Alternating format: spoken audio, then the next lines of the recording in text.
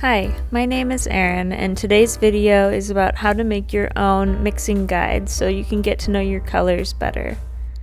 Each color interacts differently, and today I have a new color to add to my collection. It's called phthalo green, so I thought it was the perfect opportunity to share this process. This was the first guide I made. This one has just my colors with white mixed in. The colors are not combined together in any way. And the second one I made, I combined burnt sienna with each of my colors. So the top row is all of those combinations with no white mixed in, and then as they go down, they get lighter with more white mixed in. This process has been invaluable to me for planning out paintings and knowing how my colors will look together. You will need a mixing guide, which I have available on my website to download and print, or you can draw your own, but I do have some different sizes available. And you'll need paint. Any type of paint will do. White is a very important one. You'll need a palette knife or something to mix the paint, a paintbrush, lots of paper towels, and some water. This is what it should look like in the end, with your colors of course. So let's go ahead and get started.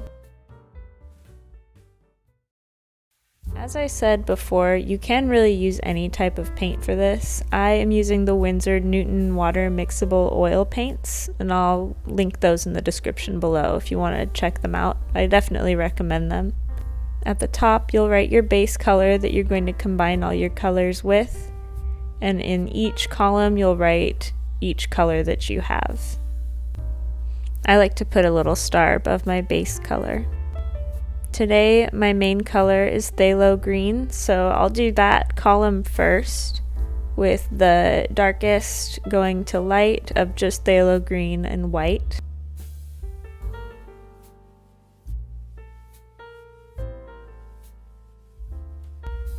So I'll leave the top on my palette the dark with no white mixed in, and then I'll just gradually make a gradient down to the trace amount of color.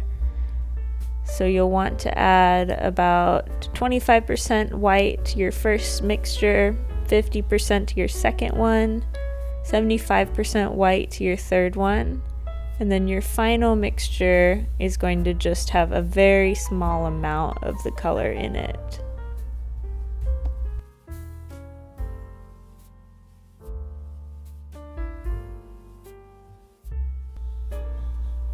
Think as if you were just tinting the white for the last one. Now on your guide, you'll put the 100% base with no white in it at the top. You'll do the 75% base which has 25% white in it in the second row. In the third, you'll do 50-50.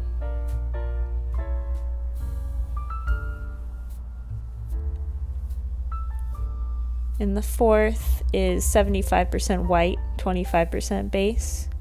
And of course the last one is your trace amount of color in the white. At this point you should have a nice gradient from dark to light of that color with the white mixed in. I like to clean my palette off in between, and then you'll move on to the mixing of your colors in with your base color. So each color you have in your collection, you'll mix in a small amount of that with the base color. So next we'll do cadmium red with the phthalo green. So you'll do a small amount of the red with more of the phthalo green. So it's like 75% to 25. In the top part of the cadmium red column, you'll do the mixture without any white mixed in with it. And then you'll create your gradient from dark to light of the phthalo green and cadmium red combination, or whatever colors you are combining in your palette. I recommend taking your time with this part because you want to make sure that you can see a difference between the gradients. You don't want them to be too similar because the point is to get to know how they look at different shades combined together.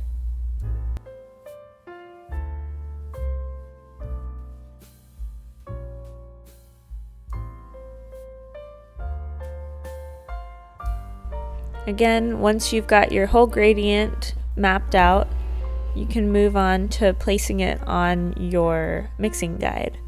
So the top is the darkest with no white mixed in, all the way down to the trace at the bottom. So here I'm doing the half and half. This one is 75% white.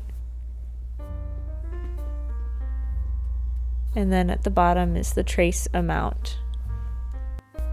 Something else worth mentioning about this process is it's very important to make sure your brush is clean in between each shade.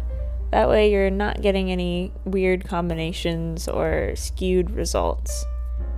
That also goes for each color.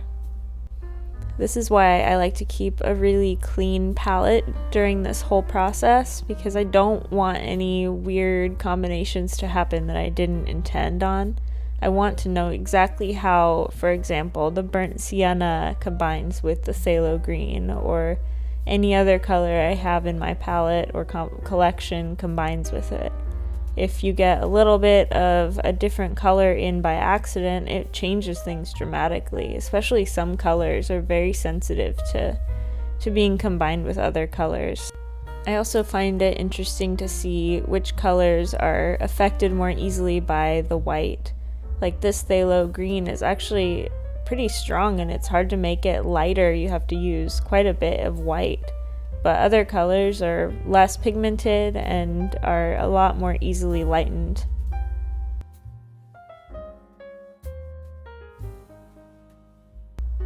I think this process is extremely valuable to any artist who is either new or more experienced and just wants to get to know how different color combinations work.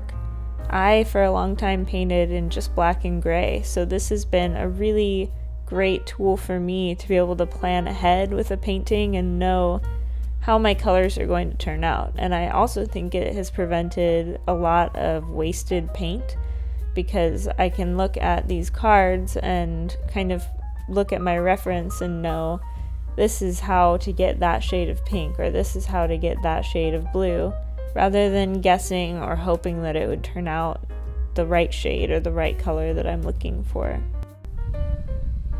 As I mentioned before, I do have a downloadable version of this mixing guide template on my website. I did find this idea on a deep dive when I was looking for kind of ways to learn color theory that were more hands-on. So I stumbled upon this method on Michael Lynn Adams' website. So credit where credit is due. I have found it a very useful process for me, and I hope that you can benefit from it too. I used these guides to make this painting of a flower, which I was very happy with how close to the reference I was able to get the colors. Please let me know if you found this video helpful, and I hope you stick around for my next video.